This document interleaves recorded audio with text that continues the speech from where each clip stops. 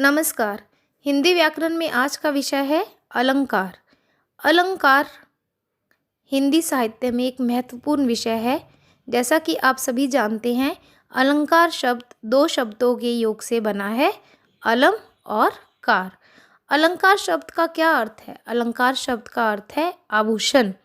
जिस तरह व्यक्ति की शोभा आभूषण बढ़ाते हैं, ठीक उसी प्रकार काव्य की शोभा बढ़ाने वाले गुण को अलंकार कहते हैं।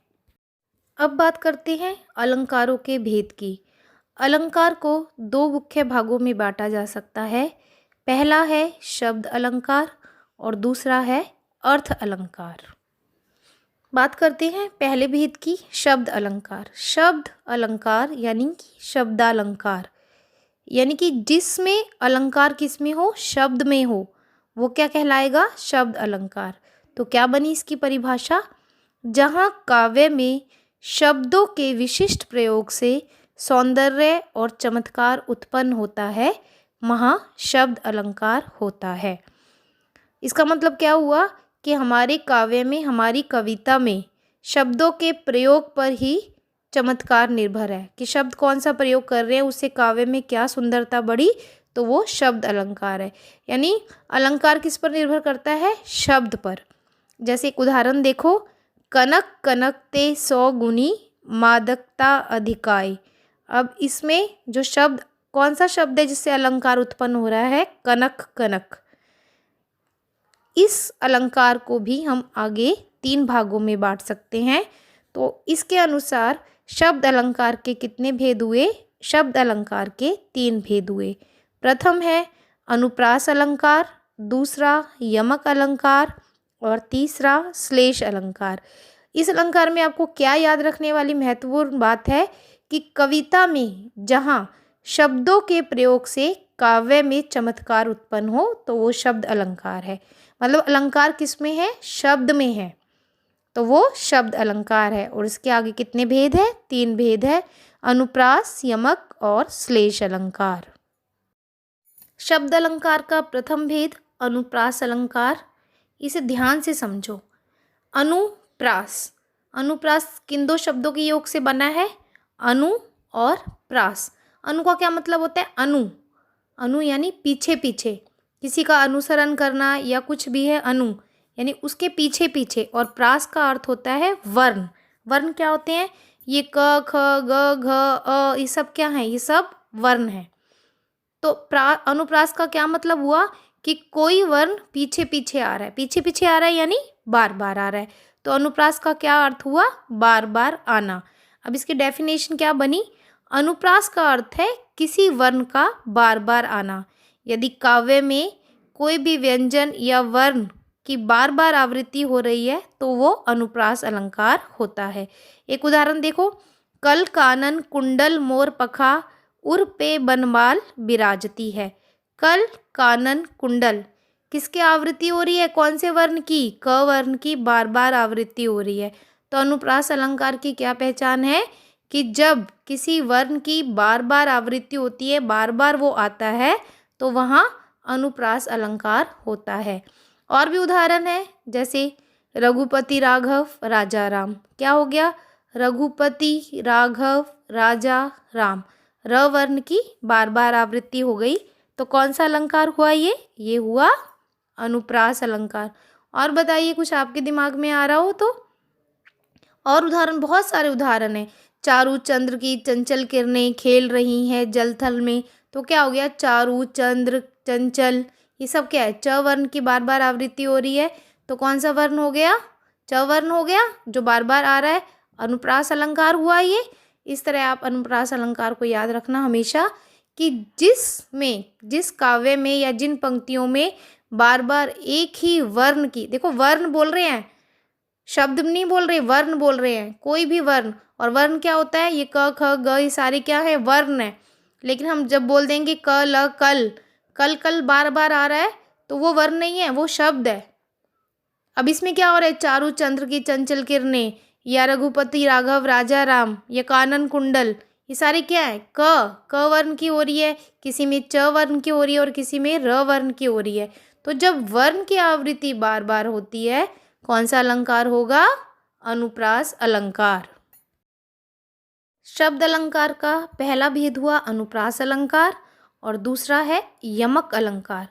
यमक का अर्थ क्या हुआ? यमक का अर्थ होता है जोड़ा, युगम, यानी जोड़ा, कोई भी जो जोड़े में आए, जो दो दो बार आए, वो क्या हो गया? जोड़ा। तो यमक का क्या अर्थ हुआ? दो, दो, जोड़ा, जुड़वा या युगम। अगर किसी काव्य में किसी शब्द की दो बार या दो से अधिक बार आवृत्ति हो, यानी वो शब्द दो या दो से अधिक बार प्रयोग हो और उसका अर्थ हर बार अलग अलग निकले, तो वहाँ यमक अलंकार होता है। ध्यान से समझना, थोड़ा सा फर्क है अनुप्रास में और यमक में। क्या है? अनुप्रास में वर्ण की आवृत्ति है, जैसे रघुपति राघव राजा राम, र वर्ण की आवृत्ति, पर यमक में शब्द की आवृत्ति है। शब्द यानी पूरा शब्द होगा कोई, और शब्द कई वर्णों के योग से बनता है। कम से कम दो वर्ण तो ज़रूर होंगे। आप अपना नाम ही देख लिए, आपके नाम में किसी के में दो वर्ण है, किसी के में तीन है, किसी के में चार हैं। जब वो तीनों, चारों या दो वर्ण इकट्ठे मिलते हैं तब कोई शब्द बनता है।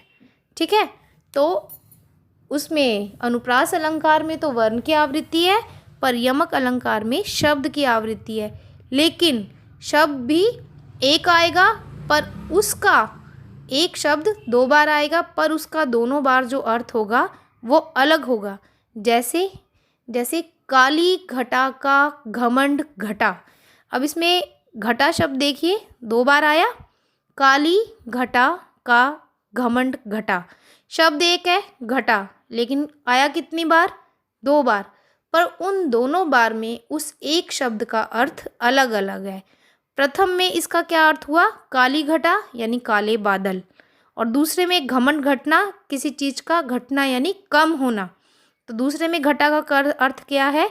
कम हो गया। पहला क्या है? घटा यानी बादलों का समूह, और दूसरा घटा कम हो गया। ऐसे ही दूसरा उदाहरण देखिए, तीन बेर खाती थी वे, तीन बेर खाती है। तीन बेर संख्या हो गई कि वो तीन बेर खाती थी, बेर के फल तीन ही होते हैं।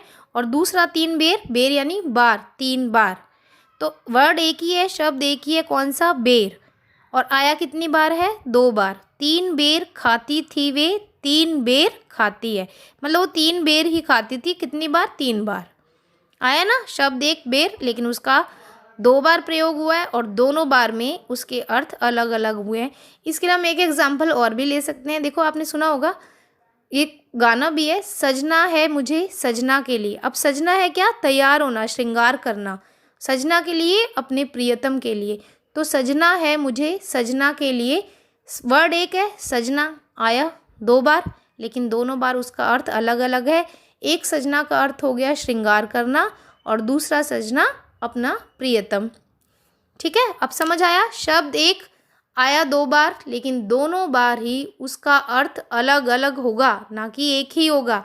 लेकिन अनुप्रास में क्या है? शब्द की बजाय वर्ण है, वर्ण आएगा बार बार। यही फर्क है अनुप्रास अलंकार में और यमक अलंकार में।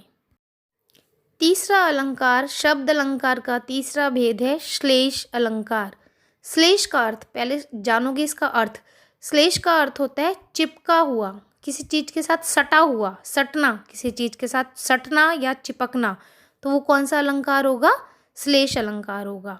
ठीक है, इसकी परिभाषा देखिए, कविता में जहाँ किसी शब्द का प्रयोग एक ही बार होता है, लेकिन उसके अर्थ एक से अधिक निकलते हैं, वहाँ श्लेष अलंकार होता है। अब देखो, पढ़ाने के तरीके में मैंने जो आपको वाक्य पढ़ाए थे उसे उदाहरण द्वारा समझाया था, आपने परिभाषा खुद बना ली। अब मैं इसकी परिभाषा यहाँ बता रही हूँ, बाद में अगर उदाहरण बताऊँगी तो इससे क्या होता है, आपको जो परिभाषा है वो याद करनी पड़ जाती है। इसीलिए मैं इसी चीज़ को ठीक मानती हूँ कि पहले उदाहरण समझाया जाए, आप परिभाषा खुद बनाएं। तो आपको क्या याद रखना है? श्लेष का सिर्फ अर्थ याद रखना है कि श्लेष का अर्थ होता है चिपकना, किसी चीज़ से सटना। चिपकना क्या होता है? किसी एक के साथ होंगे तभी चिपकेगी दूसरी चीज़, कोई एक चीज़ उसके लिए होनी चाहिए ना, तभी दूसरी चीज़ उसके साथ सटेगी या चिपकेगी, यानी दो चीज़ें तो होनी ज़रूरी है। अनुप्रास और यमक में जो फ़र्क समझ पाए वही यमक और श्लेष में है। बिल्कुल बारीक सा फ़र्क है, जिससे आपको अलंकारों को छांटना होगा कि ये कौन सा अलंकार है। अच्छा बताओ, मैंने क्या बोला है? अलंकार में क्या होगा? अलंकार क्या होते हैं? जो हमारे काव्य की शोभा बढ़ाए वो अलंकार होते हैं, और जो मनुष्य की शोभा बढ़ाए वो आभूषण होते हैं। तो आभूषण और अलंकार में फ़र्क आया। मनुष्य की शोभा बढ़ाने वाले आभूषण कहलाते हैं, और अलंकार क्या होते हैं? काव्य की शोभा बढ़ाने वाले। अब इसको आगे हमने कितने भागों में बांटा? 2 भागों में, शब्द अलंकार और अर्थ अलंकार। शब्द अलंकार में आपको कुछ नहीं याद रखना, सिर्फ शब्द अलंकार, यानी कि यहाँ पर अलंकार किस में होगा? शब्दों में होगा। ठीक उसी प्रकार अर्थ अलंकार में क्या होगा? जो अलंकार है वो उसके अर्थ में होगा, ना कि शब्द में। शब्द अलंकार के आगे 3 भेद हो गए, अनुप्रास, यमक और श्लेष। अनुप्रास और यमक मैं आपको बता ही चुकी हूँ। अनुप्रास में वर्ण की आवृत्ति, कोई भी वर्ण हो, और वर्ण क्या है? जो भी हमारी 12 खड़ी में देर कहे हैं, जो भी हमारे व्यंजन है या स्वर है, वो क्या है? सारे ही वर्ण हैं। ठीक है। और यमक क्या है? यमक का मतलब जोड़ा, युगम, 2। तो यमक में क्या होगा? एक शब्द होगा जो 2 बार होएगा, और दोनों बार उसका अर्थ अलग अलग होगा। एक शब्द 2 बार और दोनों बार में उसका अर्थ अलग अलग। पर श्लेष में क्या है? श्लेष में उसने क्या हुआ है? चिपकना, सटना, यानी एक ही शब्द के साथ बहुत से अर्थ चिपके होंगे, बहुत से अर्थ उससे मिलेंगे हमारे को। तो इसमें क्या होगा? इसमें शब्द एक बार ही आएगा, लेकिन उसका अर्थ अलग अलग निकलेगा। यमक में क्या था? शब्द एक ही था, लेकिन 2 बार आ रहा था, और दोनों बार उसका जो अर्थ था वो अलग अलग था। ये फ़र्क है यमक में और श्लेष में। क्या समझे आप यमक और श्लेष में? यमक में भी एक शब्द है और श्लेष में भी एक शब्द है, ठीक है। पर यमक में वही एक शब्द 2 बार आया, श्लेष में वो शब्द दोबारा नहीं आया। यमक में जो एक शब्द था 2 बार आया, उसके दोनों बार अर्थ अलग हैं। पर यमक में क्या है? उसमें दोनों बार अर्थ अलग हैं। और श्लेष में क्या फ़र्क है? शब्द जो वाक्य है या शब्द है वो एक ही बार आ रहा है, और उसके एक ही बार प्रयोग होने पर भी अर्थ अलग अलग निकल रहे हैं। जैसे उदाहरण सुनो, गरीब के नसीब में कहाँ है सोना। पूरा उदाहरण सुनो, गरीब के नसीब में कहाँ है सोना। तो इसमें क्या हुआ? सोना क्या होता है? सोना एक गोल्ड जिसे कहते हैं हम, सोना स्वर्ण, और एक सोना क्या होता है? नींद लेना। वर्ड एक ही है ना, सोना, लेकिन उसके अर्थ क्या है? अलग अलग हैं। अब इसमें यमक की तरह उसने 2 बार सोना सोना यूज़ नहीं किया, एक ही बार किया है, लेकिन उस एक ही बार के में प्रयोग के जो अर्थ है वो अलग अलग है। पहला सोना का अर्थ है नींद लेना, और दूसरा सोना का क्या अर्थ है? स्वर्ण। एक और देखो, हे प्रभु हमें दो जीवन दान। अब जीवन, जीवन क्या है? जैसे हम कहते हैं जल ही जीवन है, तो एक बार जीवन को संज्ञा दे दी गई जल की, और एक बार जीवन को संज्ञा दे दी गई प्राण की। इस तरह यानी शब्द एक बार ही आएगा, और उसके जो प्रयोग हैं वो, उसका जो अर्थ है वो अलग अलग निर्भर करता है। और भी उदाहरण इसके कई हैं। आप श्लेष अलंकार को पढ़ेंगे तो बस आपको समझ लेना है कि श्लेष का मतलब क्या होता है? चिपकना। इसमें शब्द एक बार ही आएगा और उसके अर्थ अलग अलग होंगे। एक बार के ही प्रयोग में उसके अर्थ जो हैं वो अलग अलग होंगे। बहुत सारे उदाहरण हैं, कुछ उदाहरण आपको याद है तो बताइए। चलिए इसे एक और उदाहरण से समझते हैं। रहीमन पानी राखिए, बिन पानी सब सून, पानी बुनिया न उबरे, मोती मानुस चून। अब यहाँ पर पानी की महत्ता बताई गई है कि पानी का जो प्रयोग है वो मोती के लिए अलग है, ठीक है, मनुष्य के लिए अलग है, और चून यानी चूने के लिए अलग है। पानी का प्रयोग ये तीनों लोग अलग अलग रूप में करते हैं। तो पानी का प्रयोग सबके लिए अलग अलग निर्भर करता है। अब एक शब्द प्रयोग हुआ पानी, लेकिन तीनों के लिए हुआ है वो, तीनों के लिए उसका प्रयोग भी अलग अलग है। इस तरह ये श्लेष अलंकार हुआ। शब्द अलंकार पूरे हो गए। अब हम बात करते हैं अर्थ अलंकार की। अर्थ अलंकार यानी यहाँ पर अलंकार किस में छुपा है? शब्द के अर्थ में। तो क्या परिभाषा हो जाती है इसकी? जहाँ कविता की पंक्ति में अर्थ के कारण विशेष सौंदर्य या विशेष चमत्कार उत्पन्न होता है, वहाँ पर अर्थ अलंकार होता है। और अर्थ अलंकार के बहुत सारे भेद हैं, लेकिन यहाँ हमारे जो पाठ्यक्रम में हैं 5 भेद दे दिए गए हैं, तो हम उन 5 पर ही चर्चा करेंगे। अर्थ अलंकार के भेद: उपमा अलंकार, रूपक अलंकार, उत्प्रेक्षा अलंकार, अतिशयोक्ति अलंकार और मानवीकरण अलंकार। अन्योक्ति अलंकार के बारे में हम नहीं बात करते हैं। तो ये 5 अलंकार अर्थ अलंकार में हम पढ़ेंगे। अर्थ अलंकार में पहले अलंकार की बात करते हैं। पहला अलंकार उपमा अलंकार, इसके बारे में हम जान लेते हैं। उपमा, उपमा का शाब्दिक अर्थ क्या है उसे समझिए। उपमा का शाब्दिक अर्थ है तुलना करना या समानता करना। कैसे?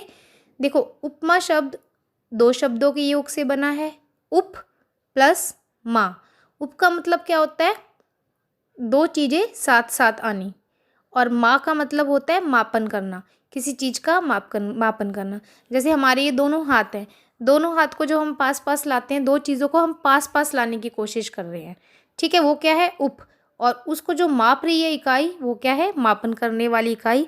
इस प्रकार क्या हुआ इसका अर्थ कि जहाँ पर किसी व्यक्ति या वस्तु को उसके स्वभाव, स्थिति, रूप और गुण आदि की तुलना या समानता किसी अन्य व्यक्ति या वस्तु के साथ की जाती है, वहाँ पर उपमा अलंकार होता है।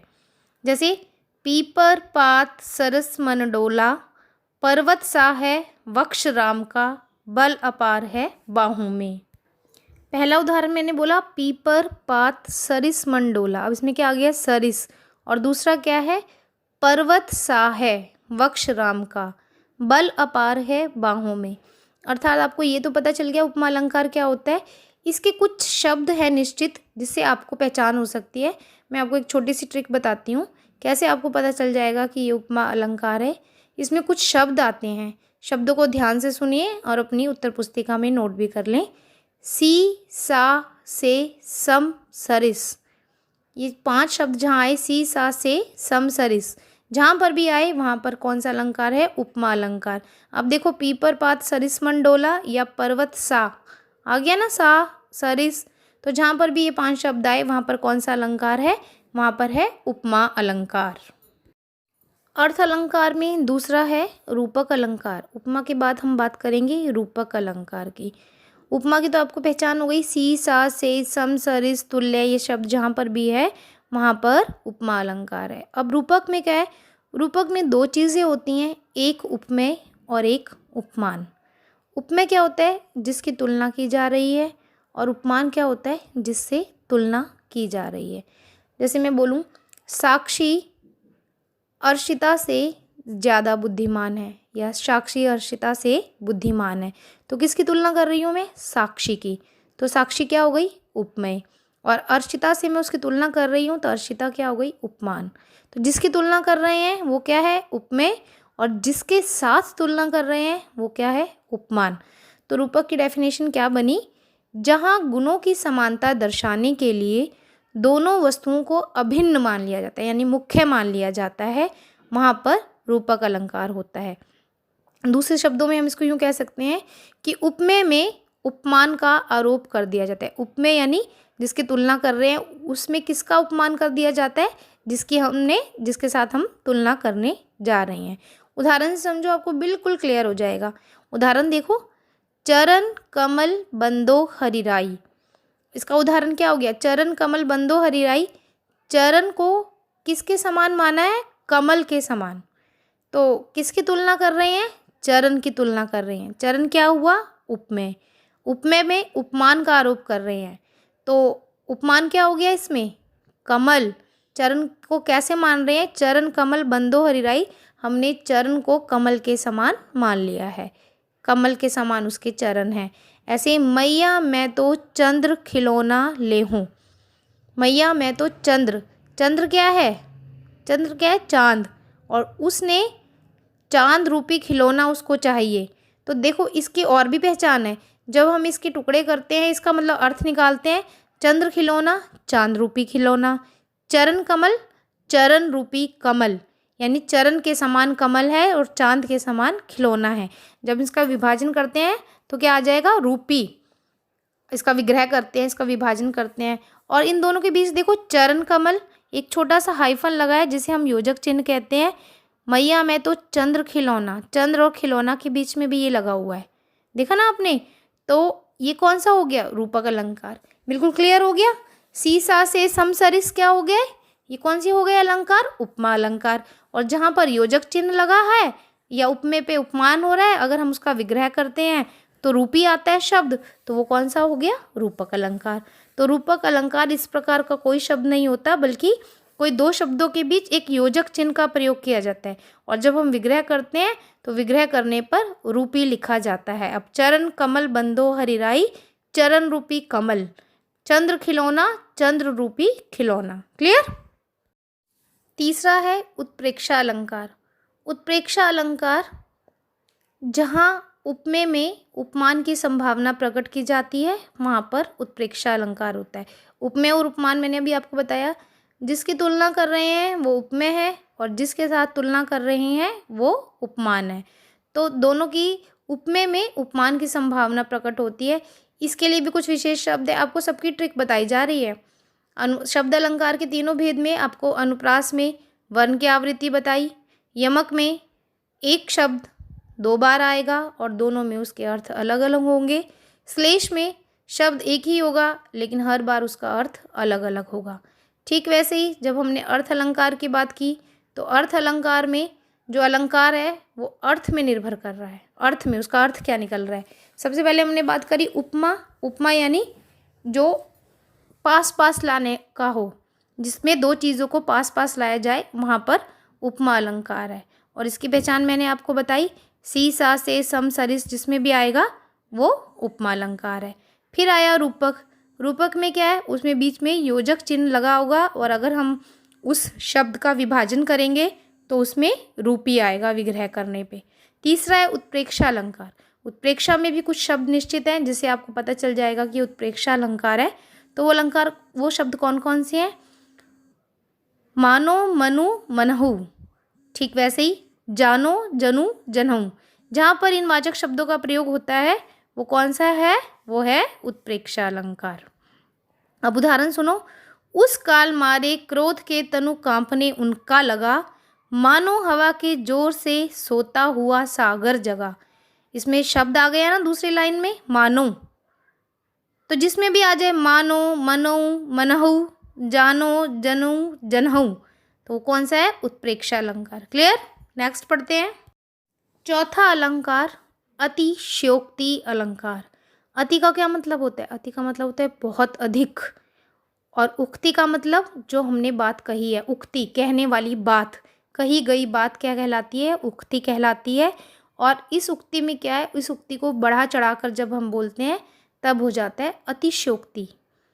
ठीक है, कही हुई बात को बढ़ा चढ़ाकर कहना यानी अतिशयोक्ति अलंकार। इसकी क्या परिभाषा बनी फिर? जहाँ किसी व्यक्ति का, किसी वस्तु का वर्णन अत्यधिक बढ़ा चढ़ाकर किया जाता है वहाँ पर अतिशयोक्ति अलंकार होता है। कोई ऐसी चीज़ जिसको बहुत बार बार बढ़ा चढ़ाकर बात की गई हो, जो सामान्य से अलग लगे, वहाँ पर अतिशयोक्ति अलंकार होता है। उदाहरण सुनिए। हनुमान की पूंछ में लगन न पाई आग, लंका सिगरी जल गई, गए निशाचर भाग। अब उसने क्या कहा? अब देखो कैसे अतिशयोक्ति अलंकार हुआ। इसमें आपको कैसे पता चलेगा अतिशयोक्ति अलंकार है? इसमें कैसे बात को बढ़ा चढ़ा कर कहा है? उसने कहा है हनुमान की पूंछ में लगन न पाई आग, कि अभी तो हनुमान की पूंछ में आग भी नहीं लग पाई, लंका सिगरी जल गई और लंका सारी जल गई, गए निशाचर भाग, और जो भी राक्षस थे, निशाचर यानी निशा में आचरण करने वाले। निशा क्या है? रात्रि। ठीक है, रात्रि में आचरण करने वाले क्या माने जाते हैं? राक्षस माने जाते हैं। लंका सिगरी जल गई, गए निशाचर भाग, कि लंका तो सारी जल गई है और सारे जो राक्षस थे वो भी भाग गए हैं। तो ऐसा क्या संभव है? जब हनुमान की पूंछ में आग ही नहीं लग पाई तो लंका कैसे जल गई, और जब लंका नहीं जली तो सारे राक्षस कहाँ चले गए? तो ये अतिशयोक्ति अलंकार है कि अभी तो हनुमान की पूंछ में आग भी नहीं लग पाई और सारी लंका जल गई। इसे कहा है कि बात को बढ़ा चढ़ा कर जब भी कहा जाता है वहाँ पर अतिशयोक्ति अलंकार होते हैं। ऐसी बहुत सारी चीज़ें होती हैं, बहुत सारे उदाहरण आपको अपनी लाइफ में, आप जब बोलते हो, बात करते हो, तब भी अतिशयोक्ति अलंकार का प्रयोग करते हो। ऐसे एक उदाहरण और है। जब तक मैंने सोचा था इस पार तब तक, महाराणा प्रताप के घोड़े को तो सब जानते हैं। ठीक है, तब तक कौन था? जब तक चेतक था उस पार। कि अभी वो सोच ही रहे हैं कि उसको पहाड़ को, उस पर्वत में बीच में जो खाई आई उसको कैसे पार किया जाए। इतने में उसके घोड़े ने, महाराणा प्रताप के घोड़े ने उस खाई को पार करके पर्वत के दूसरी तरफ भी वो पार हो गया, वो चला गया। तो किसी भी बात को जब हम बढ़ा चढ़ा कर कहते हैं तो वो अतिशयोक्ति अलंकार होता है। ये तो कविता की भाषा में हो गया। वैसे भी बोल दो जब उसका जन्म हुआ तो बिजली थरथराने। पृथ्वीराज चौहान के बारे में है, आप पढ़ोगे पृथ्वीराज रासो तो उसमें है कि जब पृथ्वीराज चौहान का जन्म हुआ तो बादल गरजने लगे, बिजली चमकने लगी, आंधियाँ आने लगी, ऐसा मतलब भयावह दृश्य दिखाया गया है। ये क्या है, ये सारा बढ़ा चढ़ा कर बताया गया है। ऐसे ही अतिशयोक्ति अलंकार होता है। अब पहचान हो गई, अतिशयोक्ति में क्या होगा, किसी भी बात को बढ़ा चढ़ा कर कहना अतिशयोक्ति अलंकार है। 5वां अलंकार है अन्योक्ति अलंकार, जो हमारे पाठ्यक्रम में नहीं है, तो हम आगे चर्चा करते हैं मानवीकरण अलंकार की। मानवीकरण यानी मानव का रूप मानना, मानव का आरोपण करना किसी चीज़ पर, मानवीकरण अलंकार कहलाता है। अब किस चीज़ पर मानव का आरोपण हम करेंगे, जब भी जड़ पदार्थों पर, मतलब जिसमें 5 तत्व नहीं है, वही हुआ ना जड़ पदार्थ, जब भी जड़ पदार्थों पर मानवीय चेतन का आरोप किया जाता है तो वहाँ पर मानवीकरण अलंकार होता है। इसको हम दूसरी परिभाषा में ऐसे भी लिख सकते हैं कि जब हम प्रकृति की किसी भी चीज़ पर मानव का आरोपण कर लेते हैं तो वो मानवीकरण अलंकार है, वो जड़ हो सकती है। ठीक है, जैसे मेघ आए बड़े बन ठन के सवर के, आप देखोगे आपके पाठ्यक्रम में कविता भी आई है, मेघ आए बन ठन के सवर के। तो मेघ क्या हो गए, बादल। तो बादल कैसे आए हैं, बादल बड़े तैयार होकर आए हैं, सज संवर कर आए हैं। तो वैसे क्या वास्तव में बादल सज संवर कर आते हैं।